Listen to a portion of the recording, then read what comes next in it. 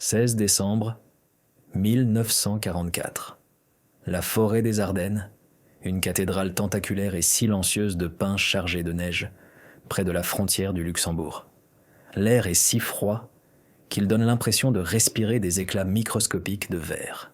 Chaque expiration flotte dans l'air, un fantôme blanc éphémère dans la pénombre avant l'aube. Vous êtes ici, enfoncé dans la terre gelée, la boue glacée collant à votre pantalon de laine et à l'acier de votre garand M1. Le monde a été réduit à ce maigre trou de renard, à ce petit périmètre de soldats américains grelottants de la compagnie C, du 3e bataillon, du 110e régiment d'infanterie. La 28e division d'infanterie, la division clé de voûte, est étirée.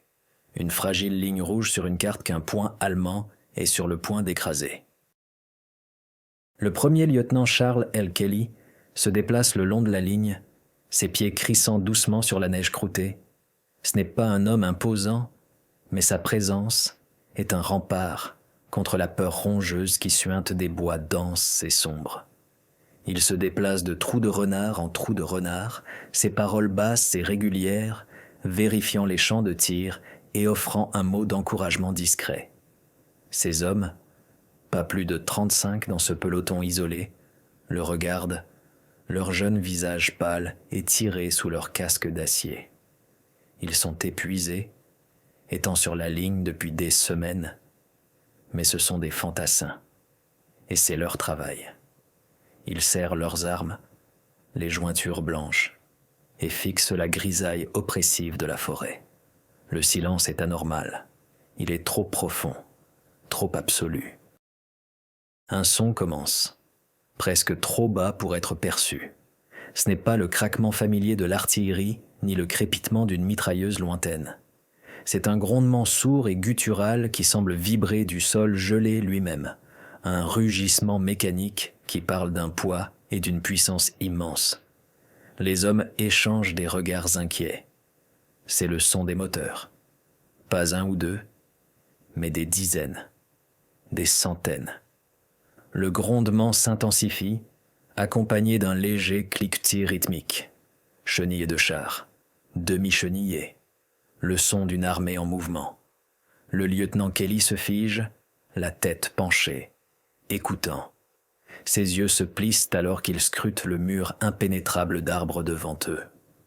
L'ordre est transmis dans des murmures étouffés, debout, verrouillés et chargés. Les mathématiques étaient simples et elles étaient raudes et brutales.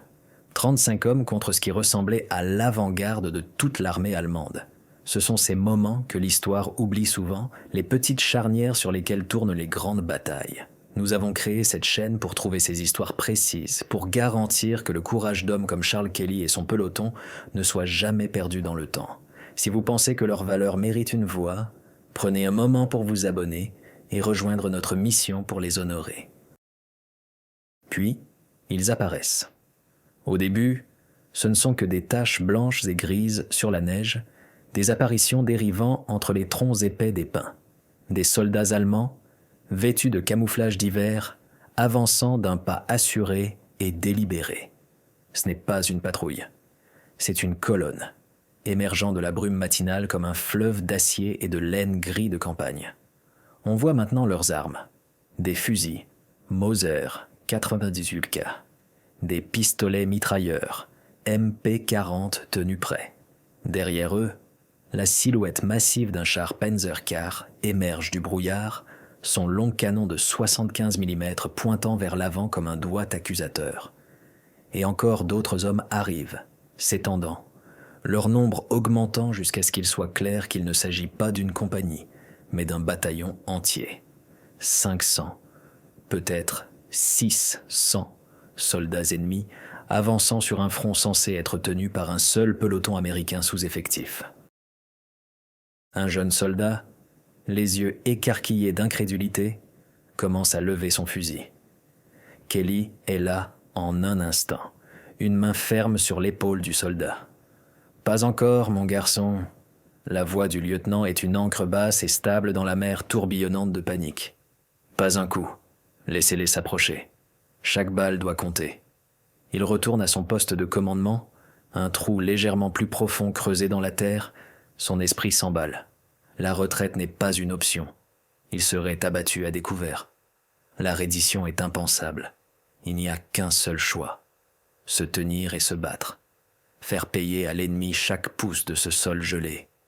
Il connaît ses hommes, leur entraînement et la précision mortelle de leurs fusils, garant. Il connaît le placement stratégique de leurs 2 Browning Automatic Rifle et de la seule, précieuse mitrailleuse légère M1919 qui forme le cœur de leur défense. Le bataillon allemand, confiant et arrogant, avance, comme s'il s'attendait à peu de résistance. Ils sont sur le point d'entrer dans un champ de tuerie soigneusement préparé, orchestré par un lieutenant qui comprenait que le courage, lorsqu'il est combiné à des tactiques supérieures, peut devenir une arme plus puissante que n'importe quel tank. L'ordre est murmuré le long de la ligne. À mon signal, à mon signal. Les grenadiers allemands sont maintenant à moins de 100 yards. Vous pouvez voir l'aigle et la croix gammés sur leur casque, le givre accroché à la laine de leur capote et la confiance arrogante dans leur démarche. Ils avancent à travers les pins saupoudrés de neige comme lors d'un exercice, leurs officiers faisant des gestes en avant, leurs sous-officiers criant des ordres inaudibles. Ils n'ont aucune idée qu'ils marchent dans la gueule d'un piège méticuleusement conçu. Le silence dans la ligne américaine est absolu, une respiration retenue s'étirant à l'infini. Le monde se réduit au guidon de votre garant, centré sur la poitrine d'un soldat qui approche. Les secondes s'écoulent lentement, chacune une éternité. Le lieutenant Kelly lève la main, la tenant immobile pendant 3 longs battements, puis la laisse tomber d'une coupe nette et descendante.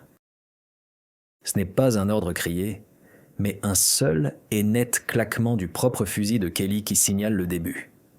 Instantanément, la forêt gelée explose dans un cataclysme assourdissant et unifié de violence. 35 fusils tirent à l'unisson. La première salve n'est pas une dispersion irrégulière de coups, mais un mur de plomb discipliné et concentré. L'effet est catastrophique. Le peloton allemand de tête cesse simplement d'exister. Les hommes sont projetés en arrière dans la neige, leur camouflage d'hiver soudainement taché de cramoisi. L'air est rempli du ping distinctif des clips de 8 cartouches éjectées des fusils M1, immédiatement suivis par le solide thwack de nouveaux clips insérés. Avant même que les échos de la première salve ne se soient tus, une seconde est déjà en route. Les 2 Browning Automatic Rifles, positionnés sur les flancs, ouvrent le feu avec leurs détonations lourdes et sourdes, leurs chargeurs de 20 cartouches crachant des balles de calibre .30-06 qui déchirent les arbres et les hommes qui s'y cachent. Du centre de la ligne, la mitrailleuse M1919 ajoute sa voix au cœur. Un bavardage incessant et martelant qui fauche les rangs allemands, les clouant sur place, les forçant à plonger pour se mettre à l'abri inadéquat du sol forestier. La confiance initiale des Allemands se brise en une panique brute et primale. Leur avance s'arrête au milieu des cris de choc et de douleur. Ils sont piégés à découvert, pris dans un tir croisé parfaitement triangulé. Ce niveau de cohésion sur le champ de bataille n'arrive pas par accident. Il est forgé dans un entraînement brutal et une confiance inébranlable entre un commandant et ses hommes. Nous explorons ces détails de l'histoire militaire pour honorer le talent derrière la bravoure. Si vous appréciez cette plongée en profondeur dans l'exécution tactique, envisagez de vous abonner à notre chaîne et de rejoindre notre communauté de passionnés d'histoire. Le lieutenant Kelly est un tourbillon d'énergie contrôlée. Il se déplace de position en position, sans se soucier des tirs de riposte sporadiques mais de plus en plus intenses. « Sergent, décalez la mitrailleuse de 10 degrés vers la gauche. Visez cet officier qui essaie de les rallier, » crie-t-il par-dessus le vacarme. À un jeune fantassin, il indique « Soldat, à 200 yards, derrière ce tronc d'arbre tombé. Appuyez sur la détente. Ne la tirez pas brusquement. » Il est le chef d'orchestre de cet orchestre mortel, dirigeant ses tirs avec précision, veillant à ce qu'aucune munition ne soit gaspillée. Ces hommes répondent instantanément, leur peur canalisée en une agression concentrée. Ils ne sont plus seulement 35 soldats, ils sont une seule machine à tuer efficace, et Charles Kelly en est le cœur et le cerveau. Les Allemands, quant à eux, sont des soldats d'une armée vétéran. Leur choc initial cède la place à une réponse sombre et professionnelle. Les équipes de mitrailleuses rampent pour se mettre en position et le claquement sec et rapide de leurs MG-42, les 6 sauteuses d'Hitler, commence à répondre au feu américain. Des obus de mortier commencent à tomber, leurs explosions envoyant des geysers de terre noire et de neige parmi les trous de renards américains. Mais le peloton est profondément enraciné. Ils ont une couverture. Le bataillon allemand est encore largement exposé. Le chasseur est devenu la proie. Et puis, le véritable géant du champ de bataille s'éveille. Le Panzer IV, qui s'était arrêté dans la confusion, fait lentement pivoter sa tourelle. Le long canon de 75 mm pivote, son museau sombre cherchant la source du feu américain. Il se fixe sur le flash de la bouche du M1919.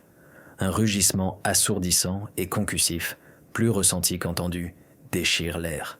Une boule de feu orange éclot de la gueule du canon et un obus explosif hurle sur la courte distance, explosant juste devant le nid de mitrailleuses dans un souffle qui fait trembler le sol.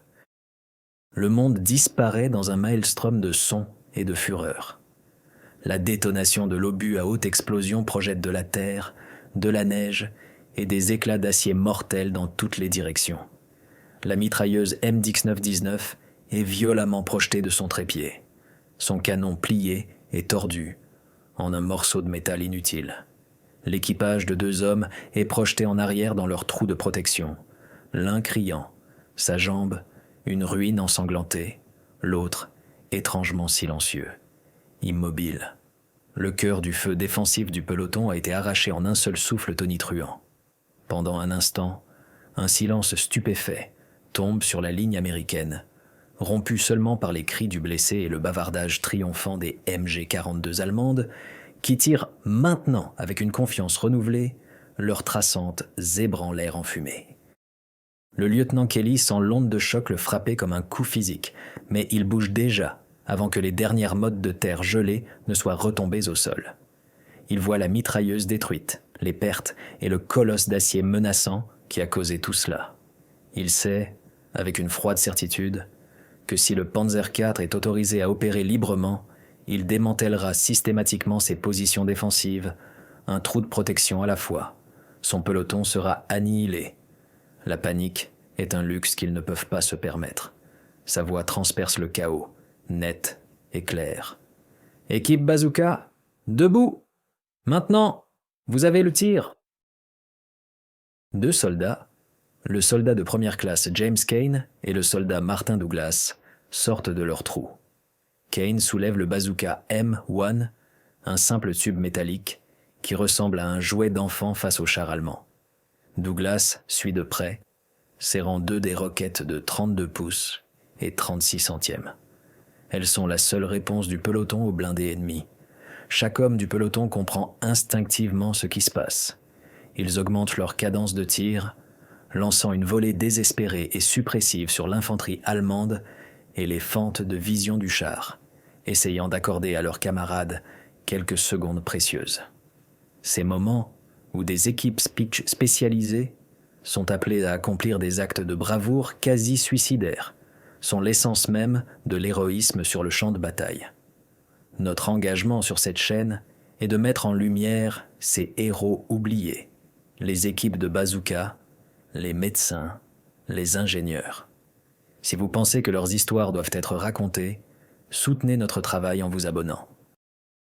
Kane et Douglas rampent dans la neige jusqu'à une position derrière un gros pin ancien qui offre une mince couverture. Le Panzer IV commence à avancer à nouveau, ses chenilles labourant la neige, sa mitrailleuse coaxiale crachant du feu vers les lignes américaines. Kane épaulait la bazooka, l'acier froid mordant son uniforme de laine. Douglas, les mains tremblantes mais les mouvements sûrs, glisse une roquette à l'arrière du tube et connecte les fils. Il frappe fermement Kane sur le casque. « Chargez !» crie-t-il par-dessus le vacarme des tirs. Kane plisse les yeux à travers la simple mire métallique. Le char remplit tout son champ de vision, une entité monstrueuse, apparemment invincible, d'acier, crupe. Il sait qu'il doit toucher les chenilles, ou peut-être le blindage latéral plus faible s'il pivote. La plaque de glacis frontale dévierait probablement la charge creuse de la roquette. Il attend, sa respiration haletante, son cœur martelant contre ses côtes. Le char continue sa progression lente et inexorable. « Calme-toi, Jimmy, calme-toi », murmure-t-il à lui-même. La tourelle du Panzer commence à pivoter vers eux. Il sait où ils sont. Ils ont quelques secondes, au maximum.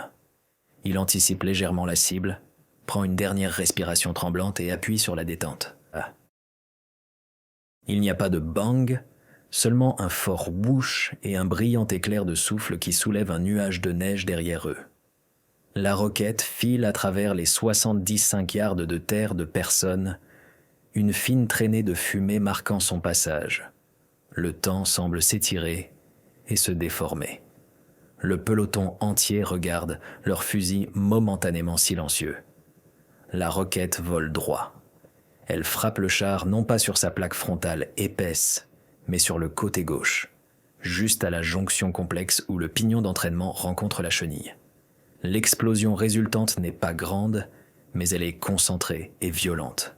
Un vif éclair orange-blanc est suivi d'une pluie d'étincelles et d'un cri métallique dur d'acier torturé. Le Panzer s'immobilise, sa chenille gauche brisée et s'étalant sur la neige comme une chaîne de fer brisée. Le mastodonte est paralysé, immobilisé, une cible facile. Le Panzer IV estropié est une victoire, mais une victoire éphémère. Bien qu'immobilisé, il est loin d'être mort. La tourelle pivote avec une détermination renouvelée et vengeresse, et le canon principal de 75 mm rugit à nouveau, envoyant un autre obus explosif s'écraser contre la ligne américaine. Cette fois, il explose contre un épais pin, criblant les trous de renard voisins d'éclats de bois mortels et d'obus. Les mitrailleuses coaxiales et de proue du char continuent de saturer la position du peloton, leur feu incessant forçant les GI à garder la tête basse. L'infanterie allemande, voyant son soutien blindé toujours en lice, commence à se regrouper.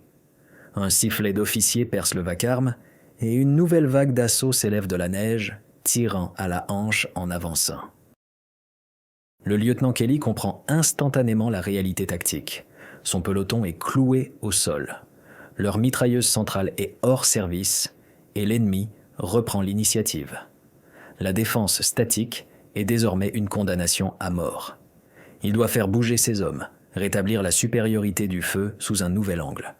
Il crie au sergent Miller, son sergent de peloton, « Miller, fais avancer le premier escadron. Sautez en arrière vers cette petite crête. Couvrez-les, deuxième escadron. » L'ordre est un risque calculé. Se déplacer sous ce volume de feu, c'est inviter les pertes, mais rester, c'est garantir l'annihilation. C'est l'art du commandement sous le feu. Faire des choix impossibles dans le creuset du combat. C'est ce niveau de prise de décision tactique, si souvent négligé dans les grandes histoires, que nous nous efforçons d'éclairer. Les histoires de chefs comme le lieutenant Kelly, qui ont surpassé leurs adversaires en réflexion, sont le fondement de la légende militaire. Si la stratégie et la tactique derrière ces positions héroïques vous fascinent, abonnez-vous à notre chaîne pour voir des analyses plus approfondies. Le sergent Miller, un vétéran endurci de la campagne de Normandie, n'a pas besoin d'instructions supplémentaires. Il fait signe à la première escouade. Un, par deux, les hommes jaillissent de leurs trous de protection. Ils courent accroupis sur 10, peut-être 15 mètres, puis replongent dans la neige, tirant quelques rafales sur les Allemands qui avancent avant de se relever pour courir à nouveau. C'est une manœuvre d'appui-feu classique, exécutée non pas sur un champ d'entraînement immaculé, mais au cœur d'un enfer gelé et mortel. La deuxième escouade assure le feu de couverture, leurs garants et barres rugissant, concentrant leurs tirs sur les positions de mitrailleuses allemandes et tout grenadier qui se met à découvert. L'air devient une toile épaisse et létale de balles qui se croisent. Pendant ce temps, Kelly ne se contente pas de diriger le retrait. Il voit une nouvelle opportunité. Le commandant du bataillon allemand, croyant que le peloton américain est en pleine retraite, devient négligent. Lui et son groupe de commandement se sont avancés, s'installant derrière une petite butte enneigée, pour mieux diriger l'assaut. Ils sont partiellement exposés. Kelly rampe jusqu'au meilleur tireur du peloton, un caporal silencieux de Pennsylvanie nommé Abe Goldstein. « Goldstein », dit Kelly, la voix urgente pointant un doigt ganté. « 250 mètres. Tu vois ce groupe d'officiers ? Cible celui avec la sacoche de cartes. Prends ton temps. Fais en sorte que ça compte. » Le caporal Goldstein hoche la tête. Son visage est un masque de concentration. Il cale soigneusement son garant sur le rebord de sa tranchée, utilisant son sac comme un appui stable. Il ignore le chaos de la bataille, laissant le monde s'estomper jusqu'à ce qu'il ne reste plus que le guidon, la hausse et la silhouette lointaine de l'officier allemand. Il contrôle sa respiration, en expirant la moitié, et appuie doucement, sans à-coups, sur la détente. Le M1 recule contre son épaule. À 250 mètres, l'officier allemand se raidit, sa sacoche de cartes lui échappe des mains, et il s'effondre dans la neige. Un moment de confusion se propage au sein de l'élément de commandement allemand. Goldstein manœuvre le mécanisme de son fusil, vise une autre silhouette, un opérateur radio, et tire à nouveau. Le second Allemand tombe. Le cœur de l'attaque ennemie a été chirurgicalement et brutalement décapité. L'assassinat ciblé de l'élément de commandement allemand crée une paralysie momentanée et magnifique dans l'assaut de l'ennemi. Les grenadiers, soudainement sans chef, hésitent. Leur avance perd son élan, s'essoufflant jusqu'à l'arrêt alors que les hommes plongent pour se mettre à couvert ou cherchent des ordres qui ne viendront pas. C'est la fenêtre d'opportunité inestimable, de quelques secondes, dont le lieutenant Kelly avait besoin. La première escouade, ayant réussi à se hisser jusqu'à la sécurité relative de la crête basse derrière eux, se retourne immédiatement et ouvre le feu. Leurs fusils s'ajoutent au vacarme, prenant le rôle de l'élément de couverture avec une efficacité rodée. « Deuxième escouade, en avant !» hurle le sergent Miller, la voix rauque. « Bougez, bon sang, bougez !» Les hommes qui fournissaient le tir de couverture se lèvent maintenant en hâte, leur tour de courir le long du couloir de la mort. Ils sprintent par bonds décalés, la neige s'accrochant à leurs bottes, leurs poumons brûlant du froid et de l'effort. L'air autour d'eux est un nid de guêpes de tirs croisés. Le Panzer immobilisé, sa mitrailleuse de proue pivote, crachant un flot de balles de 7,92 mm qui déchirent la neige à leurs talons. Un jeune soldat, un gamin de l'Ohio rural nommé Peterson, pousse un cri, un son aigu et perçant, et tombe en avant, sa jambe se tordant de façon anormale sous lui. Sans hésiter, l'homme qui courait à ses côtés, le caporal Sanchez, saisit le soldat blessé par les bretelles de son sac de campagne et commence à le traîner en arrière, mètre par mètre, agonizing, vers la nouvelle ligne de défense. Le mitrailleur béard de l'escouade, voyant ses camarades en péril, plante ses pieds, s'appuie sur son arme et vide les 10 dernières balles de son chargeur dans un rugissement unique et défiant, martelant les fentes de vision du Panzer IV. C'est un geste de fureur pure et désintéressée, conçu pour donner à Sanchez et Peterson quelques secondes de vie supplémentaires avant qu'il ne se retourne lui aussi et ne se précipite à couvert. C'est du commandement de petite unité dans toute sa splendeur, un témoignage de l'entraînement et de la confiance qui permettent à un peloton de fonctionner comme un seul organisme, même face à l'anéantissement. Nous nous concentrons sur ces incroyables démonstrations de cohésion sur le champ de bataille, car elles révèlent le véritable caractère du soldat américain.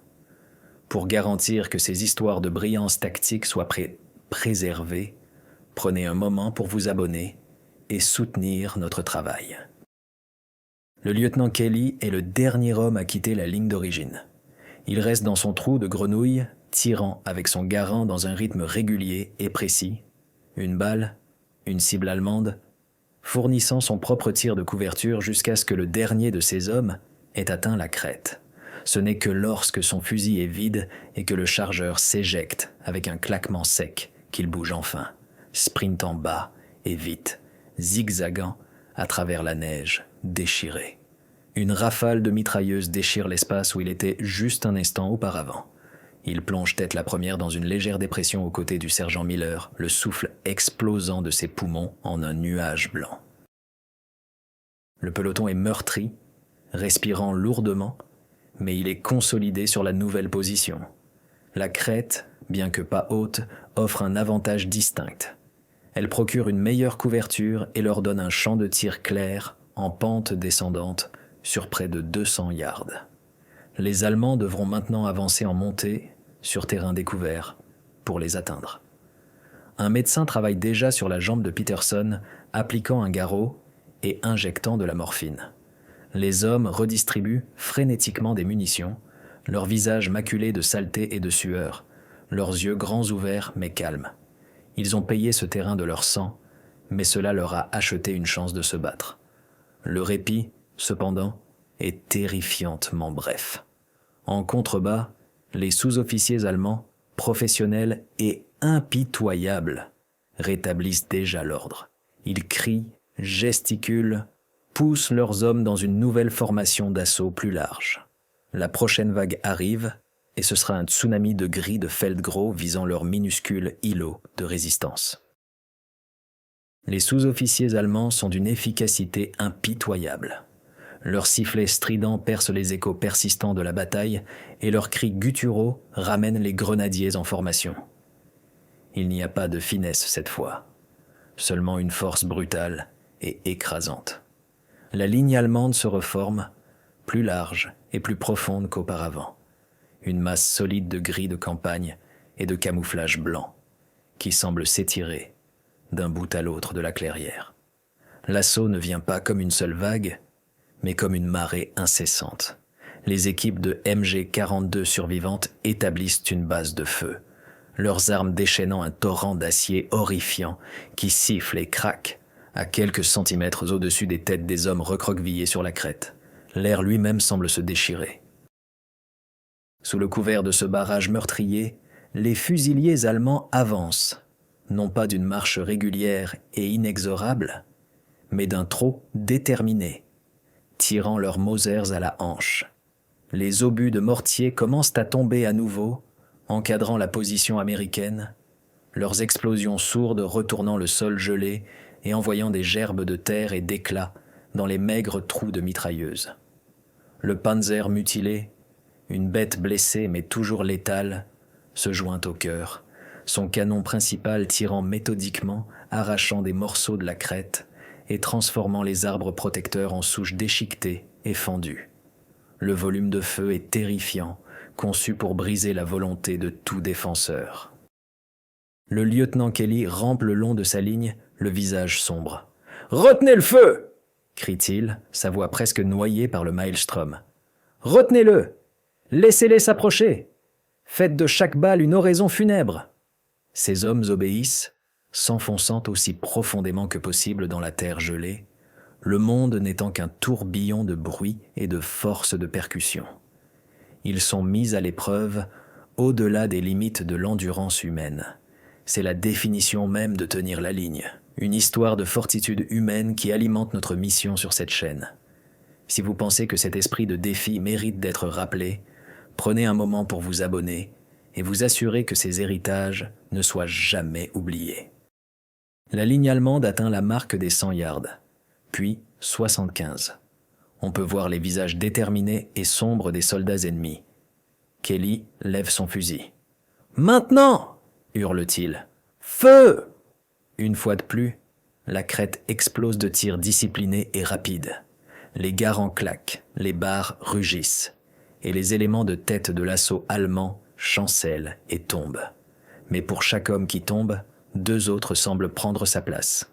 La marée de gris de champ ne s'arrête pas, elle continue d'avancer. Le sergent Miller rampe jusqu'à Kelly, son visage est un masque de désespoir. « Lieutenant !» crie-t-il par-dessus les tirs. « Munitions ! Il ne nous reste que 2 chargeurs par homme. Les barres n'ont peut-être qu'1 chargeur chacune. » Les mots flottent dans l'air, une condamnation à mort.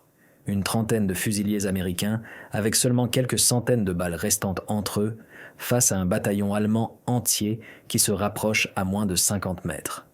Le feu américain, qui avait été un rugissement constant et discipliné, commence à crépiter en tirs individuels et sporadiques, les hommes essayant de conserver leurs dernières précieuses munitions. Les Allemands sentent la résistance faiblir. Ils poussent un cri guttural et chargent, leurs baïonnettes fixées et brillant dans la lumière blafarde de l'hiver. Ils viennent pour finir le travail avec de l'acier froid. L'esprit de Kelly fonctionne avec le calme surnaturel d'un homme qui a accepté son destin, mais refuse de céder. Il aperçoit les quelques caisses de grenades à fragmentation MK2 encore intactes, dissimulées dans une dépression derrière la ligne. Une idée désespérée, presque insensée, prend forme. Il se précipite vers les caisses, en ouvrant une avec la pointe de sa baïonnette. Il se retourne vers ses hommes, sa voix portant avec une autorité qui tranche leur peur. « Baïonnette au canon !» commande-t-il. L'ordre provoque un choc glacial dans la ligne, mais les hommes obéissent, le grincement métallique de l'acier sur l'acier étant un son sinistre dans la cacophonie. « Tout le monde !» rugit Kelly. « Prenez des grenades, utilisez-les sur mon ordre !» La première vague de grenadiers allemands en charge n'est plus qu'à 30 yards. Vous pouvez voir la haine dans leurs yeux, entendre les halètements rauques de leur respiration. Leurs baïonnettes forment une forêt de pointes d'acier brillantes, promettant une fin rapide et brutale. Les quelques fusils américains restants tirent leur dernière cartouche. Le tintement distinctif des clips de Garand vide résonne tout le long de la ligne. C'est ça, le moment final. Le lieutenant Kelly se met sur un genou, une grenade à fragmentation dans la main, la goupille déjà retirée. Il retient son bras, attendant l'instant parfait et terrible. « Attendez !» commande-t-il, sa voix un grondement bas de pure défiance. Les Allemands sont à 20 yards, un tsunami humain prêt à les submerger. « Maintenant !» rugit Kelly. D'un seul mouvement coordonné, 2 douzaines de bras américains s'élancent. 2 douzaines de grenades MK2 décrivent une arche dans l'air, leur corps en forme d'ananas culbutant, et tombent directement sur le chemin de l'ennemi en charge. Pendant un battement de cœur, il n'y a que le bruit des bottes martelant le sol. Puis, le monde se désintègre. Les grenades explosent dans une réaction en chaîne assourdissante de feu, d'acier et de force de percussion. Les premières rangées de la charge allemande sont déchiquetées, vaporisées. Des hommes sont soulevés de leurs pieds et déchirés par des éclats incandescents. L'élan de l'assaut est brisé en un seul cataclysmique instant de violence. Mais ce n'est pas suffisant. Les Allemands derrière la première vague, bien que stupéfaits et ensanglantés, persistent, trébuchant sur les corps de leurs camarades. Ils déferlent par-dessus le bord de la crête. La bataille se dissout en une lutte primitive, médiévale. C'est le chaos de la baïonnette contre la crosse du fusil, des outils de tranchée brandis comme des haches, des poings, des couteaux et une rage désespérée, bestiale. Le caporal Goldstein, son fusil vide, fracasse la crosse sur le visage d'un soldat allemand, puis enfonce sa baïonnette. Le sergent Miller, un géant, arrache un Mauser des mains d'un ennemi et l'utilise comme une massue. Le lieutenant Kelly, son propre pistolet vide, se bat avec une baïonnette capturée, parant et frappant dans la masse tourbillonnante et grognante des corps. Ils sont submergés. Pour chaque Allemand qu'ils abattent, 3 autres semblent apparaître. La ligne n'est plus une ligne, mais une série de luttes désespérées et isolées pour la survie. Et puis, à travers le fracas du combat, un nouveau son se fait entendre.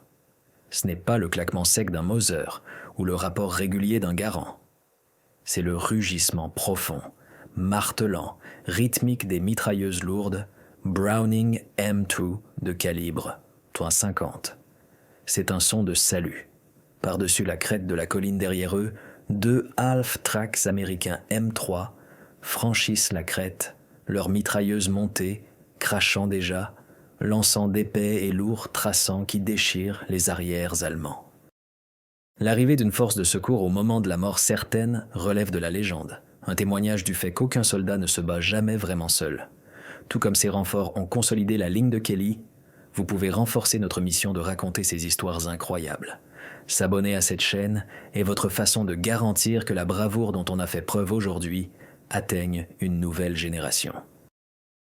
Derrière les semi-chenillés, les silhouettes carrées des chars Sherman M4 apparaissent, leurs moteurs rugissant, leurs mitrailleuses coaxiales ajoutant au crescendo. Une compagnie d'infanterie américaine débarque, s'étale et établit immédiatement une base de feu dévastatrice. Le bataillon allemand, qui était à quelques secondes de la victoire, se retrouve soudain pris entre les restes obstinés du peloton de Kelly et une force de secours américaine fraîche et lourdement armée. Le choc est total. Leur attaque, alimentée par une sombre détermination, s'effondre dans le chaos et la panique. Les grenadiers, qui s'étaient battus si durement pour prendre la crête, jettent maintenant leurs armes et fuient ou sont abattus par le feu incessant des Sherman et des semi-chenillés. En quelques minutes, le combat est terminé. Les survivants du bataillon allemand se fondent dans la forêt silencieuse et enneigée d'où ils sont venus. Un silence profond et retentissant s'abat sur la crête, rompu seulement par les gémissements des blessés et le ralenti des moteurs américains. Le lieutenant Kelly se relève lentement, s'appuyant sur un fusil abandonné pour se soutenir. Il est couvert de terre et de sang, le sien et celui des autres. Il regarde autour de lui la scène de carnage. La neige est noire et rouge. Et il regarde ses hommes. Sur les 35 qui avaient affronté l'aube, moins de 15 sont encore debout. Ils sont épuisés, blessés et émotionnellement brisés. Mais ils sont vivants. Ils ont tenu. Contre un bataillon entier, contre un char, contre des chances impossibles, ce seul et héroïque peloton avait tenu la ligne. Le capitaine commandant la compagnie de secours s'approche du lieutenant Kelly, les yeux écarquillés en constatant la scène. Il regarde la poignée de survivants épuisés et tachés de sang, puis les dizaines de morts allemands jonchant la pente enneigée, et enfin le Panzer IV fumant et immobilisé. Il secoue la tête, incrédule. « Lieutenant, » dit le capitaine, la voix remplie d'admiration, « on nous avait dit qu'un peloton était débordé. On ne nous avait pas dit qu'ils repoussaient un putain de bataillon de panzergrenadiers à eux seuls. » Il regarde Kelly, puis les visages épuisés de ses hommes. « Comment avez-vous fait ?» Kelly n'a pas de réponse. Il est trop fatigué pour former les mots. Il fait simplement un geste de sa main lasse vers ses hommes. Vers le caporal Goldstein, qui nettoie son fusil avec des mains tremblantes. Vers le caporal Sanchez, qui aide le médecin à soigner les blessés. Vers le sergent Miller, qui procède déjà à un décompte, son visage un masque de pierre de chagrin pour les tomber. La réponse était en eux. Elle était dans leur entraînement, leur discipline, et le lien indéfectible qui s'était forgé dans le creuset de cette forêt gelée. Pendant 6 heures, ils avaient refusé de céder. Ils avaient retardé une force plus de 15 fois supérieure à la leur, gagnant un temps incalculable et précieux pour que les lignes défensives américaines principales autour du carrefour crucial de Bastogne soient solidifiées. Leur résistance n'était pas un acte de bravoure isolé. C'était une pièce maîtresse d'un puzzle beaucoup plus vaste. L'offensive allemande, la contre-offensive des Ardennes, connue des Américains sous le nom de bataille des Ardennes, reposait sur la vitesse et la surprise. Chaque heure de retard, chaque barrage routier, jetait leur ambitieux calendrier dans le chaos. La résistance du lieutenant Charles Kelly et de ses hommes sur cette crête oubliée fut l'une des 1000 coupures qui allaient finalement saigner la machine de guerre allemande jusqu'à l'arrêt avant qu'elle ne puisse atteindre ses objectifs. Leurs actions résonnèrent bien au-delà de cette petite parcelle de terre ensanglantée.